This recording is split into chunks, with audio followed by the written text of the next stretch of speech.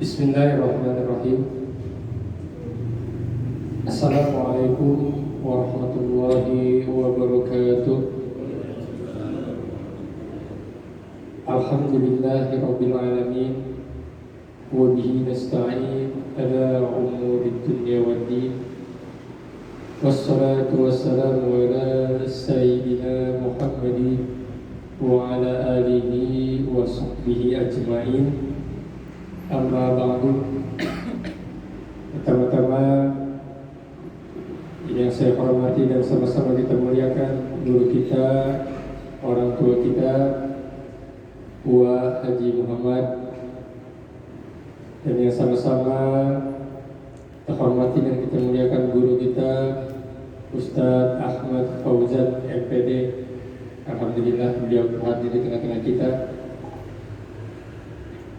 Dan yang saya hormati dan saya muliakan Ketua DKM Masjid Jami Al-Istiqomah, Bapak Ahmad Ustadz Mujti beserta jajaran.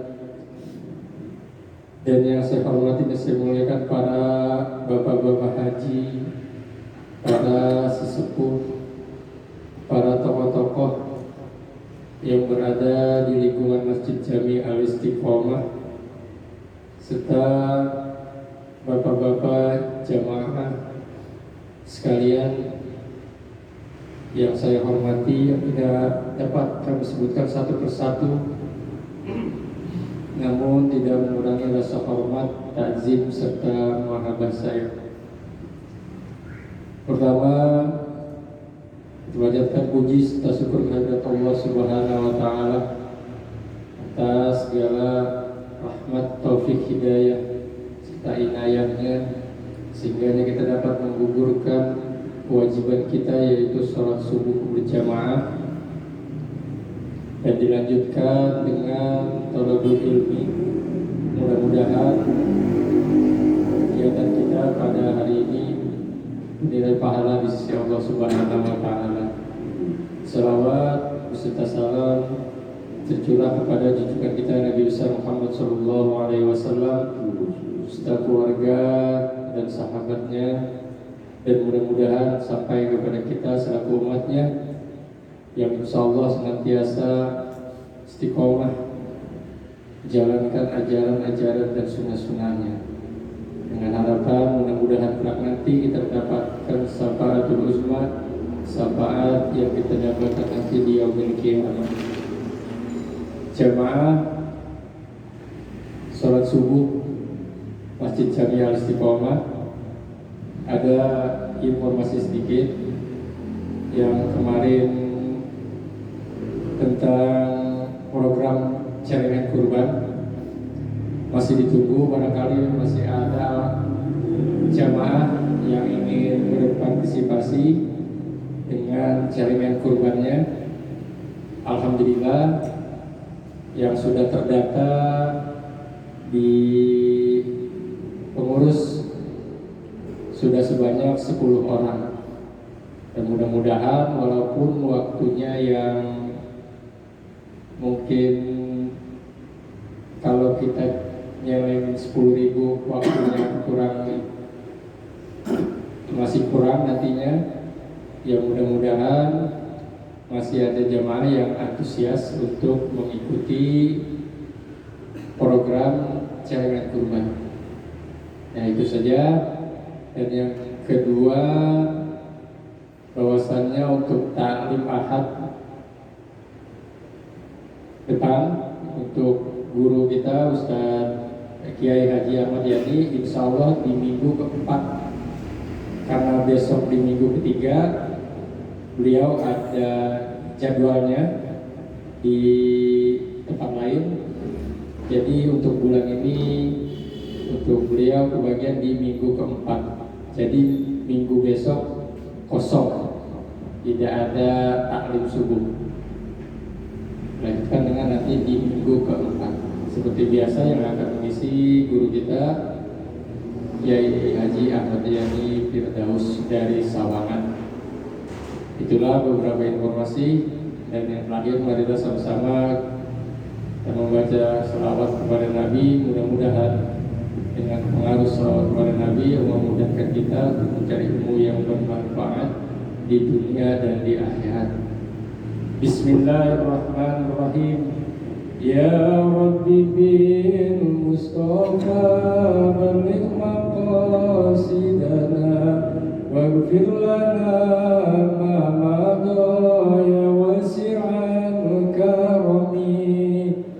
Ya Rabbi bil Mustafa baligh maqasidana waghfir lana ma madha ya wasi'al karami. Ya akrama khalqi ma liman anudu bihi siwaka inda qulunil ajisin amami. Ya Rabbi bil Mustafa baligh maqasidana waghfir lana ma madha ya wasi'al karami. ولن يضيق رسول الله جاهك به إذ الكريم تجلى باسم منتقم. Ya Rabbi bil Mustafa baligh maqasidana waghfir lana ma madha ya wasi'al karami. فإن من جودك دنيا وكرتها ومن علومك علم اللوح والقلم.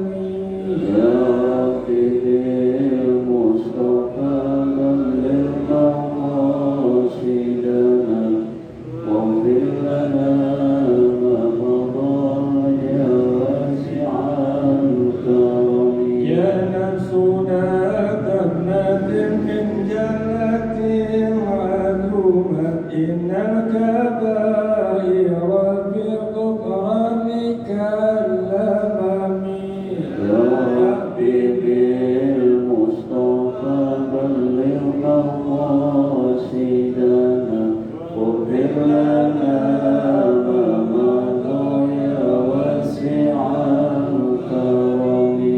اللهم صل وسلم وبارك عليه وعلى آله. Demikian dari saya, kurang lebihnya mohon maaf. Kepada Allah saya mohon ampun. Assalamualaikum warahmatullahi wabarakatuh. Waalaikumsalam warahmatullahi wabarakatuh. Terima kasih. Bismillahirrahmanirrahim. Assalamualaikum warahmatullahi wabarakatuh. Alhamdulillah. Alhamdulillahilladzi hadana li hada wa ma kunna linahtadiya laula an hadana Allah. Asyhadu an la ilaha illallah wahdahu la syarika lah wa asyhadu anna Muhammadan abduhu wa rasuluh la nabiyya ba'dah. Allahumma shalli wa sallim wa karim wa 'azim ala sayyidina Muhammad wa ala alihi wa sahbihi wa man tabi'ahum bi ihsan ila yaumil ma'ad. Wa la rabbi shrah li sadri wa yassir li amri wa hlul 'uqdatam min lisani yafqahu qawli, amma ba'd. Yang sama-sama kita muliakan dan kita hormati guru kita, orang tua kita, Bapak Ustaz Haji Muhammad. Semoga beliau senantiasa diberikan sehat lahir batin sehingga terus membimbing kita semuanya. Ketua DKM Masjid Al-Istiqomah Bapak Ustaz Mujadi bersama jajarannya, mudah-mudahan beliau juga senantiasa diberikan rahmat, diberikan sehat lahir batin untuk terus mengelola Masjid Istiqomah yang kita cintai ini. Para jemaah sekalian, para tokoh masyarakat, para aparatur pemerintah, Bapak RT, Bapak RW, Bapak Haji, semuanya hadir di tempat ini, mudah-mudahan senantiasa diberikan rahmat maghfirah dari Allah Subhanahu wa taala. Puji syukur kehadirat Allah Subhanahu wa taala. Alhamdulillah, hingga sampai detik ini Allah masih menganugerahkan pada kita nikmat iman, Islam, sehat wal afiat, sehingganya kita dapat menjalankan aktivitas dan kewajiban kita sebagaimana mestinya. Salawat dan salam semoga senantiasa tercurah limpahkan kepada baginda Nabi besar Muhammad sallallahu alaihi wasallam, pada keluarganya, para sahabatnya, para tabi'in, hingga kepada seluruh umatnya, termasuk kita yang hadir di masjid yang mulia ini. Mudah-mudahan kelak nanti di yaumul mahsyar kita diakui oleh Rasul dan mendapatkan syafaat beliau. Amin amin ya rabbal alamin. Jamaah sekalian yang dirahmati Allah Subhanahu wa taala.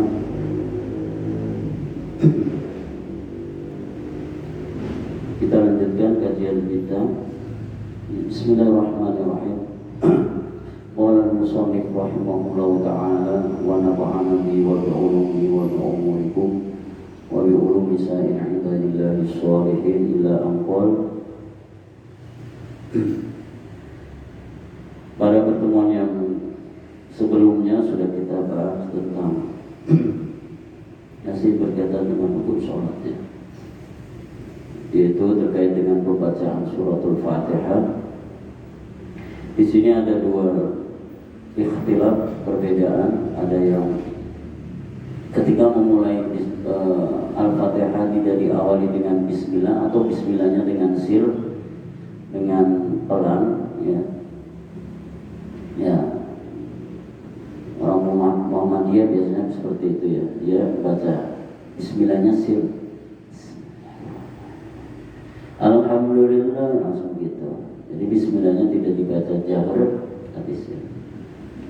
Sedangkan Imam Syafi'i bismillah itu harus dibaca dengan jahar, dengan keras, karena bismillah termasuk salah satu dari Al-Fatihah. Oleh karenanya, bagi yang tidak menganggap bismillah bagian dari Fatihah, biasanya di siratal ladzina an'amta 'alaihim mereka berhenti.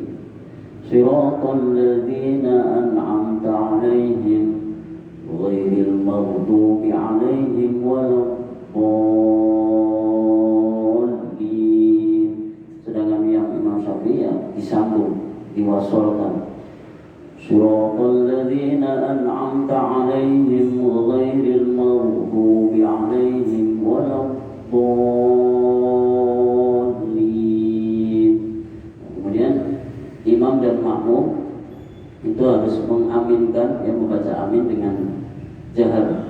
Wa yusammu li makmumin bil jahriyati ta'min ma'a ta'min imami in sami'a qira'atu. Jadi sama-sama imam dengan makmum membaca aminnya jahar. Waladdallin, amin. Bersamaan imam membaca amin dan makmum itu ternyata ini ada sebuah riwayat di khabari Syaykhaini, adanya hadis yang diriwayatkan oleh Bukhari Muslim. Idza ammanal imamu ay arada ta'min fa ammana, ya. Fa innahu man wafaqa ta'minuhu ta'minul malaikati ghufira lahu ma taqaddama min dhanbi. Ternyata malaikat pun ikut mengucapkan amin seraya mengharap, ya, kepada Allah supaya jamaah yang ada yang ketika sholat tadi membaca amin bersama-sama agar diampuni doanya.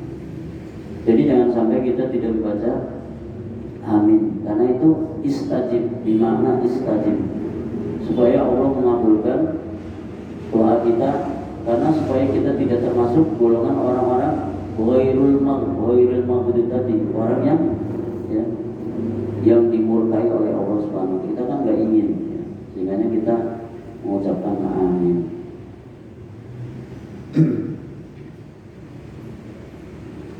Far'un, ada sebuah cabang permasalahan. Yusannu lil imami ayyaskuta bil jahriyati. Disunahkan bagi imam untuk diam, ya, atau artinya untuk bacanya itu pelan-pelan, ya. Bil jahriyati, di sholat yang sekiranya bacaannya adalah jahar, seperti sholat maghrib, isya, subuh. biqadri qiraatil ma'mumi al-Fatihah. Artinya sunnah hukumnya imam ketika selesai membaca Al-Fatihah tawalladallin amin itu memang disunahkan untuk berhenti sejenak menunggu sampai makmum selesai membaca Fatihah. Ya sekira-kiranya aja, kira-kira makmum bisa memprediksi bahwa makmum membaca Fatihahnya ya rada cepat misalnya, sehingga begitu imam melanjutkan surat berikutnya makmum sudah dalam keadaan sudah membaca Fatihah. Ini sunnahnya. Tapi kalau seandainya tidak ya nggak apa-apa. Ini bukan hal yang wajib, ya. Apalagi yang sifatnya sholatnya cepat, misalnya seperti sholat tarawih misalnya. Terkadang bacaan Fatihah makmum ada yang menyamai bersamaan dengan imam. Nanti di sini akan dibahas sebenarnya boleh nggak sih makmum membaca Fatihahnya bersamaan dengan imam, gitu, dengan alasan supaya tidak ketinggalan, gitu. Nah, nanti di sini ada penjelasan.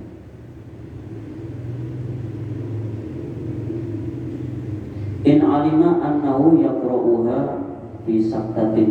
Jikalau memang imam bisa memprediksi, bisa mengetahui bahwa ketika dia diam sejenak itu makmum dalam keadaan sudah bisa membaca Fatihah, sudah selesai gitu.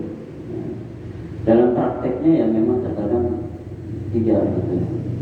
Misalnya seperti tadi mungkin tadi setelah saya baca surat Al-Fatihah kemudian saya diam sebentar, saya sebenarnya sedang memberi kesempatan kepada makmum untuk bisa membaca Fatihah. Kalau bisa Fatihahnya selesai dan saya bisa melanjutkan surat yang berikutnya, seperti itu. Tapi seandainya tidak terjadi, ya ini nggak apa-apa. Ini hanya sunnah, ya.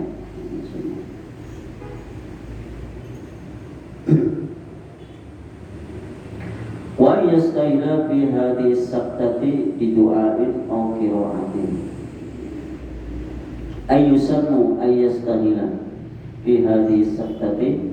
Disunahkan juga imam untuk istighfar, menyibukkan diri ketika dia sedang berhenti memberikan kesempatan kepada makmum untuk baca Fatihah. Imam itu menyibukkan dengan bidu'ain au qira'atin, dengan doa atau membaca yang lain, ya, sambil menunggu selesainya baca Fatihah makmum. Bisa doa untuk dirinya, bisa untuk keluarganya, kemudian para jamaahnya, silakan. Yang penting doa yang baik, ya, itu boleh dilakukan selama imam sedang menunggu bacaan Fatihahnya makmum. Tapi ini yusannu, sunnah, tidak wajib. Tapi ya daripada dia menungguin makmum membaca Fatihah sampai selesai, mendingan ya memang lebih baik disibukkan dengan hal yang lebih baik, seperti membaca doa. Wahia aula, yang demikian itu lebih utama. Artinya imam ketika dia diam menunggu bacaan makmum Fatihahnya selesai, lebih utama, lebih baik adalah membaca doa dan bacaan-bacaan yang lain yang menunjukkan arti yang positif untuk dirinya, untuk jamaahnya, dan untuk seluruh ya, masyarakat bangsa ini misalnya. Tidak apa-apa, itu lebih utama. Qala Syekhuna, bagaimana ini ucapan dari guru kita. Wahina idin, dengan demikian fayadharu annahu yura'i at-tartib. Maka jelaslah bahwasanya imam itu harus menjaga ketertiban, ya, atau kesinambungan dalam pelaksanaan sholat, ya. Harus tertib, ya.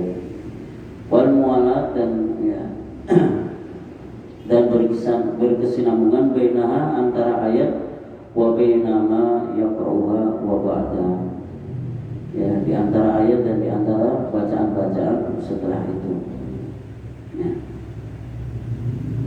Faidatun, ada sebuah faidah, yusannu, disunahkan, saktatun, ya, berhenti sejenak, latifatun, ya, sejenak, biqadri subhanallah, dengan kadar subhanallah. Jadi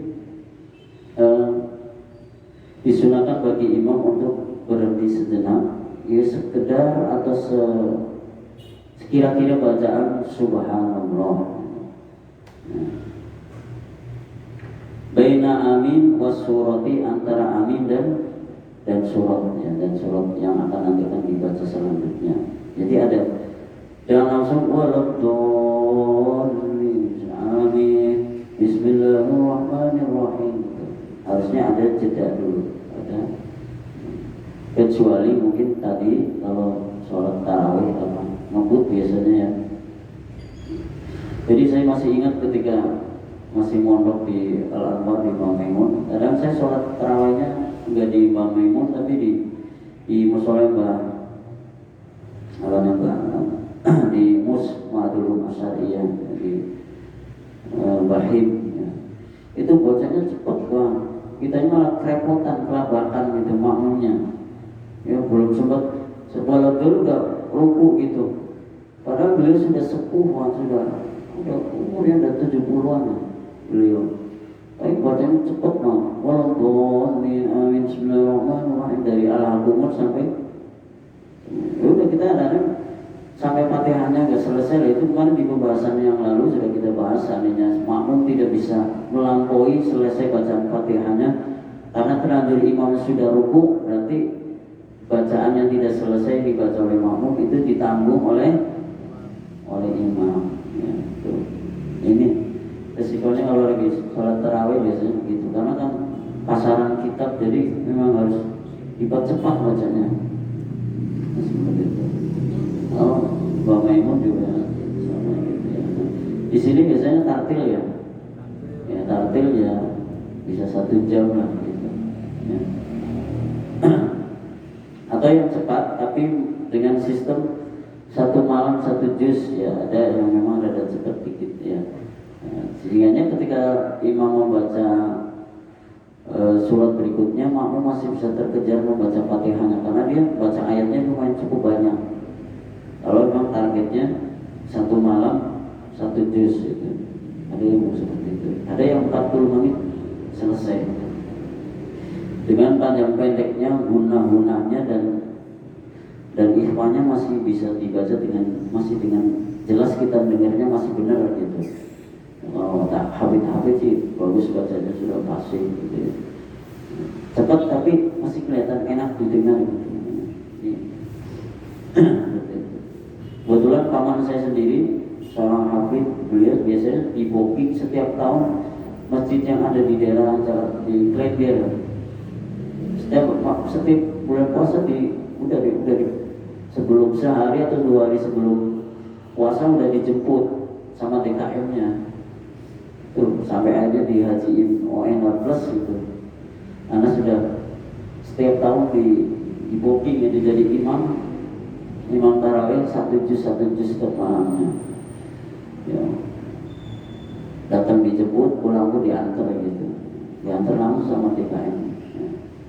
Nah, akhirnya bisa berangkat haji tanpa spesial pun dia. Hajinya haji ON 16. Betul, DKM-nya adalah ya punya ini juga, punya apa namanya KBAU ya, sama biasa main tender gitu, proyek-proyek gitu. Karena pas masa apa namanya Gubernur Ahok, yaitu menang tender gitu, kita didoain sama paman saya, Ustaz doain mudah-mudahan tender saya menang. Seandainya tender saya menang, saya bernadar saya akan haji bersama keluarga dan Ustadz saya hajiin gitu. Banyak paman saya termotivasi gitu, karena memang kalau haji dengan uang sendiri duit dari mana? Guru ngaji di kampung mah ya seperti itu kan ya. Bayarannya nggak ikhlas gitu lah. Gitu. Akhirnya termotivasi dengan adanya tawaran bisa berangkat haji, plus lagi ya udah. Ini cerita ya. Akhirnya paman saya sering malam Jumat sering ke makam Syarif Hidayatullah. Kebetulan kan jarak antara Bumiayu dengan Cirebon kalau lewat jalan apa namanya yang ya singkat itu ada paling 1 jam selesai pakai motor. Dirutinin setiap malam Jumat ya, berwasilah ke makam Syarif Hidayatullah di Senen Gunung Jati. Alhamdulillah terkabul keinginan si TKM tadi, proyeknya gol sampai miliaran. Dan haji kan cuma hanya berapa sih? 100 lebih ONH ya. Ini kan zamannya masih 39 atau 38 yang reguler. Haji plus kan biasanya 3 kali lipat, 100 sekian. Ya alhamdulillah. Dan ada cerita keanehan juga yang dialami oleh paman saya itu ketika di Masjidil Haram sedang murojaah hafalannya, itu sempat hilang 2 hari itu. Sampai DKM itu nyari-nyari nggak ketemu, kemana ini Ustaz? Ternyata ya paman saya bisa sholat duha ada di depan Masjidil Haram murojaah dari Fatihah sampai balik Fatihah lagi gitu. Dengan tempo waktu cuma sekian jam, udah hafal. Hilang 2 hari, dicari-cari nggak ada, ketemunya tetap aja di situ, masih di depan Ka'bah. Sampai paman saya sendiri bingung, saya dari tadi di sini. Nanti kan Ustaz, udah 2 hari saya nyari Ustaz. Nah, saya baru tadi di sini. Ya, gitulah kalau di tanah haram biasanya ada cerita-cerita yang di luar akal nalar manusia. Ya, kalau dicerna berarti memang malaikat Jibril senang dengan orang yang hafal Al-Quran. Apalagi pas membacanya, murojaahnya di depan Ka'bah langsung. Mengingat masa lalunya malaikat Jibril mengajarkan Rasulullah sampai 22 tahun, 2 bulan, 23 hari, ada bahkan 22 hari. Jadi mengenang masa-masa mengajarkan Rasulullah sampai Rasulullah bisa hatam hafal Al-Quran, tapi dalam waktu tempo sampai 20 tahun benar-benar hafal. Seperti itu. Ini hanya tambahan saja.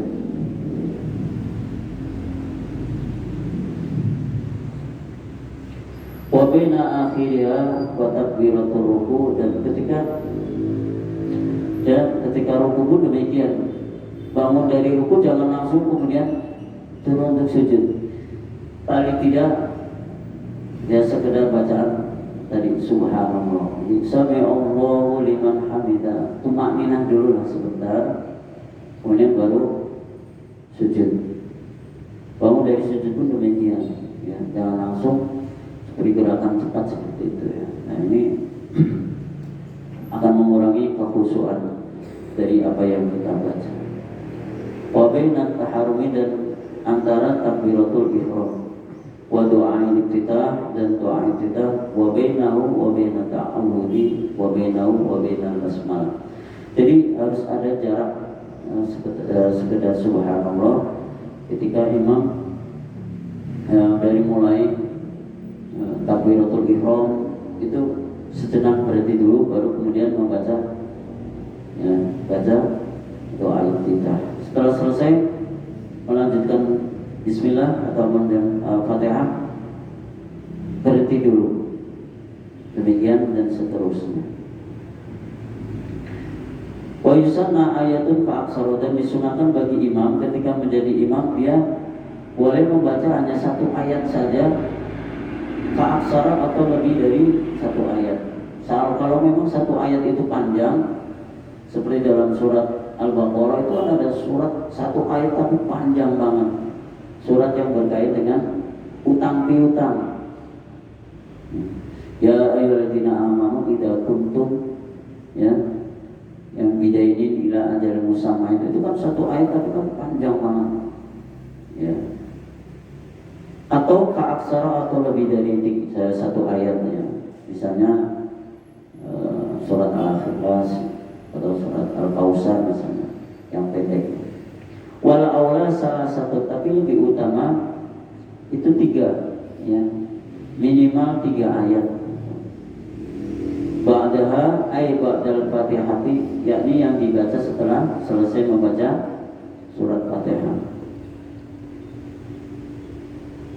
Wa yusannu, dan disunahkan liman bagi orang qira'ah yang membaca ayat min atna'is suratil basmalah, dari tengah-tengah surat basmalah. Jadi dalam prakteknya memang seorang imam harus mengukur ketika dia akan melanjutkan bacaan setelah Fatihah. Itu dilihat dulu situasi dan kondisinya. Kalau memang kondisinya memungkinkan, bacanya jangan terlalu pendek juga ayatnya ya. Atau nanti ayat yang surat yang pertama lumayan rada panjang, tapi yang keduanya itu rada pendek. Jangan kebalik, yang depannya misalnya pendek, kemudian di rakaat pertama pendek, di rakaat kedua justru panjang. Ini kebalik ya. Jadi yang bagus adalah di rakaat pertama cukup panjang, kemudian di rakaat keduanya yang pendekkan, seperti itu. Wa yasulu aslu sunnati bi taqriri suratin wa idatin bi rakaatain. Kemudian kesunahan tadi bisa dihasilkan dengan mengurang dua surat ya. Satu surat dalam dua rakaat. Nah, inilah hebatnya Al-Fatihah, selalu dibaca di setiap rakaat ya. Bagaimana misalnya bagi orang yang tidak bisa menghafal selain hanya surat itu aja yang dia baca. Setelah Fatihah dia bacanya surat Al-Ikhlas, kemudian setelah Fatihah baca Al-Ikhlas lagi misalnya. Ketika sholat di rakaat pertama dan rakaat kedua, bacaan surat setelah Fatihahnya sama. Itu juga nggak apa-apa ya. Seandainya memang hanya itu yang dia mampu gitu. Wa bi'adatil Fatihah illam yahfad ghairuha, dan mengurang Fatihah sampai 2 kali jika memang orang tadi memang tidak hafal surat selain Al-Fatihah. Jadi benar-benar masih diberikan dispensasi rukhsah bagi orang yang memang hanya hafalnya Fatihah, setelah walau dolin baca Fatihah lagi misalnya. Ini ada yang membolehkan, atau cukup dengan baca Fatihah saja, setelah itu dengan ruku'nya. Wa bi qiraatil basmalati la bi qasdi annaha allati hiya awwalul Fatihah. Dengan membaca Fatihah yang kedua ya, setelah tadi membaca Fatihah kemudian baca Fatihah lagi ya, tanpa diiringi dengan basmalah, karena ini untuk menghindari adanya dugaan bahwa dia baca Fatihah ya mengulang, padahal baca Fatihahnya Fatihah yang kedua yang memang dia itu hanya hafalnya Fatihah saja. Wa suratin kamilatin, dan membaca surat yang sempurna, haitsu lam yarid al-ba'du, sekiranya tidak ada ajaran dari Nabi untuk membaca sebagian. Jadi nggak ada kemudian setelah Fatihah dia baca Fatihah lagi, Fatihahnya hanya separuh saja, nggak ada ajaran seperti itu. Bagi orang yang memang tidak mampu membaca setelah Fatihah, dia tidak bisa membaca Fatihah surat yang berikutnya, kemudian dia baca lagi Fatihah lagi, tetap Fatihahnya harus dibaca secara kamilan, secara sempurna. Kama fit tarawih, sebagaimana dalam sholat tarawih, afdalu min ba'di tawilatin wa ittona. Afdalnya memang yang dibaca cukup panjang, jangan terlalu pendek ketika sholat tarawih. Tapi ya kadang-kadang dalam prakteknya masing-masing imam punya kemauan sendiri-sendiri. Ada yang memulainya dari Al-Hakumut ya, sampai kemudian An-Nas. Ada juga yang dengan surat yang mungkin agak panjang seperti itu.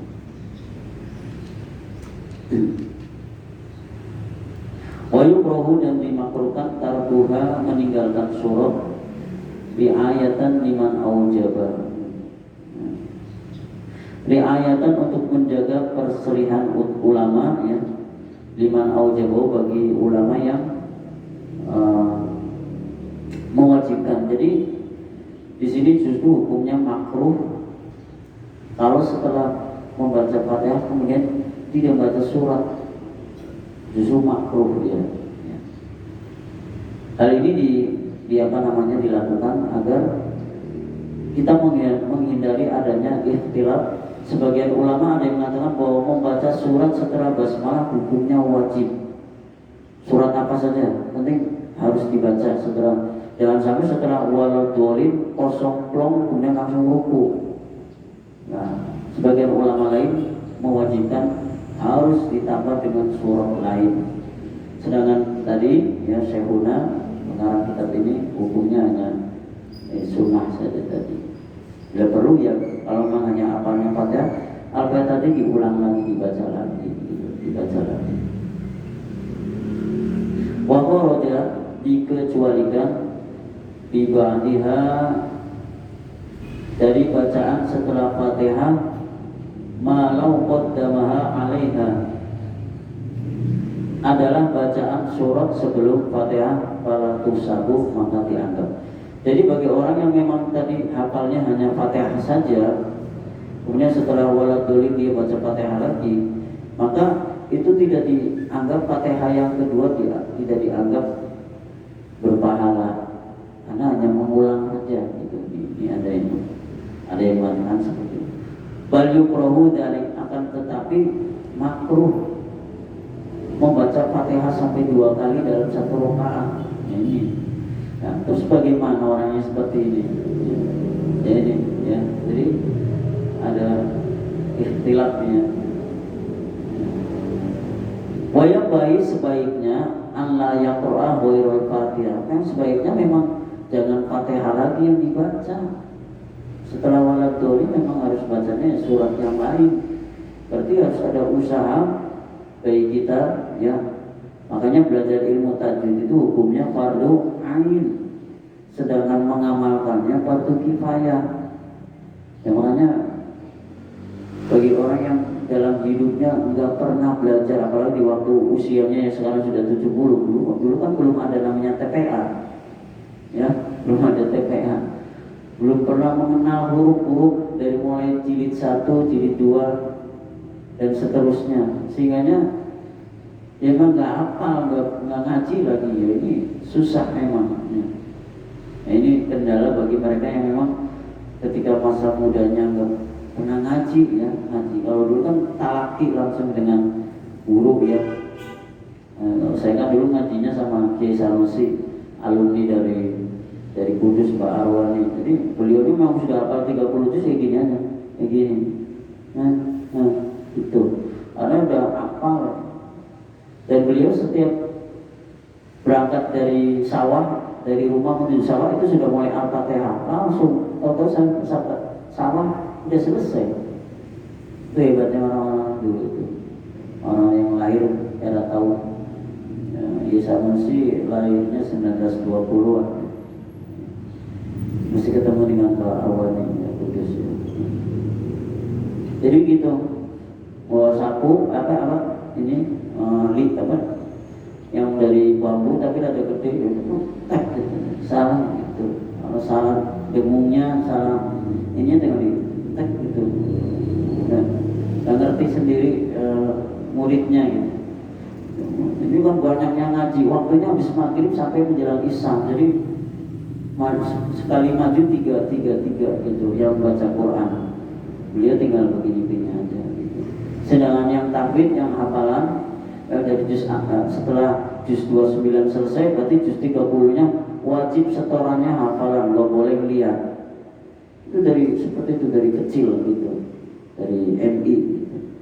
Sehingga udah melekat banget, juz amat itu udah gampang gitu. Seperti itu. Setiap tahun sampai beliau wafat usia 70 ya, gitu. Dan giginya masih utuh karena beliau rajin siwakan. Kalau mau ngimami siwakan dulu. Jadi, padahal usianya sudah 70 lebih dan ya, masih apa ya, hafalannya masih ini Pak, masih kuat gitu ya.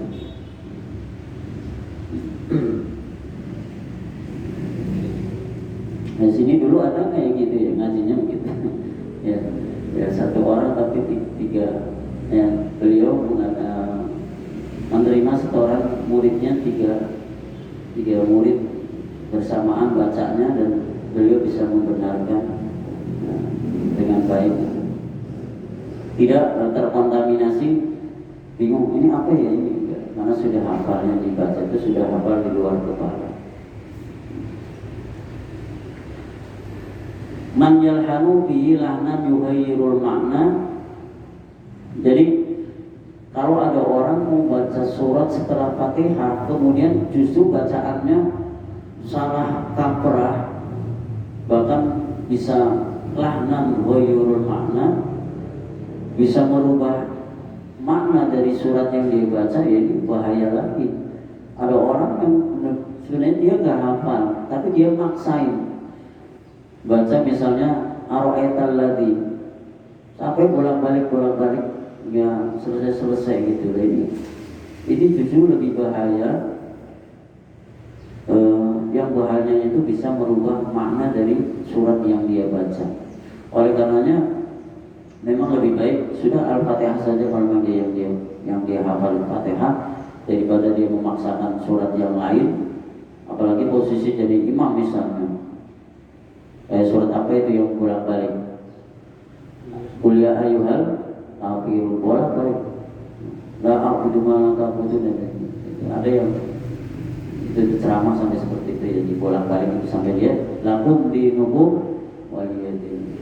Habis bingung urutannya gitu. Nah, ini lebih baik tidak usah dipaksakan bagi orang yang tidak hafal bacaan surat setelah Fatihah. Seandainya justru akan membahayakan, mengubah makna dari surat yang dia baca. Wa in ajaza anita alum, dan dia juga tidak punya kekuatan ya. Artinya punya kelemahan, nggak mungkin lagi untuk belajar, apalagi usianya sudah senja, susah. Kalau ngajarin orang yang sudah umurnya 50 tahun ke atas itu kadang-kadang mau benarin makhorijul hurufnya itu susahnya bukan main. Makanya pantas belajar di waktu kecil seperti mengukir di atas batu. Artinya gampang mengubah makhorijul hurufnya itu bunyi kho, bo, po itu, lo itu kan gak gampang, ta. Ini kan gak gampang. Kalau ngajarinya sudah lewat senja. Nah ini jika memang yang kendalanya bagi si makmum tadi atau orang tadi, memang untuk belajar aja waktunya sudah tidak ada, dan yang hanya dihafal itu saja.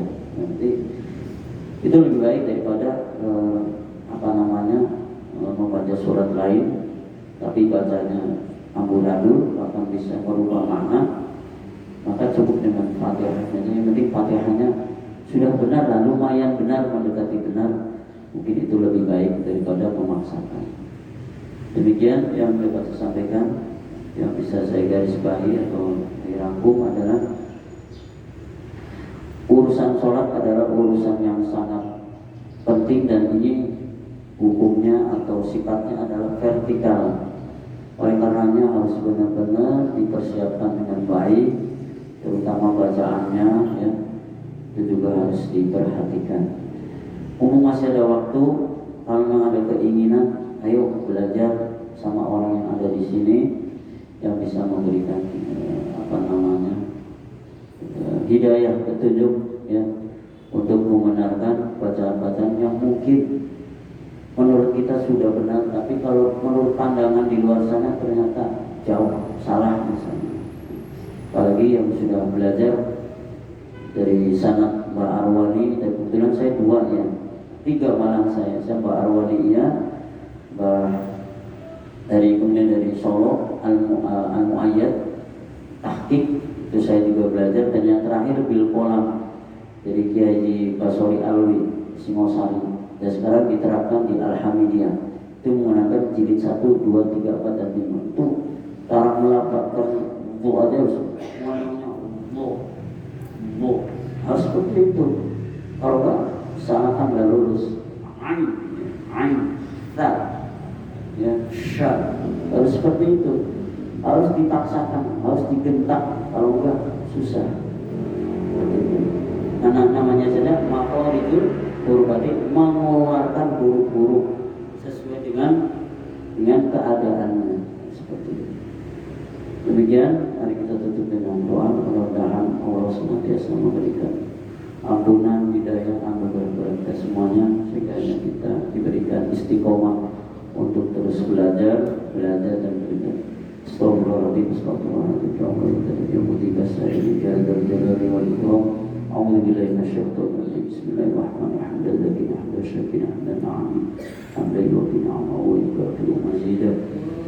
ya Rabbana rahmah wa syukur yang baik jalal dengan sultani.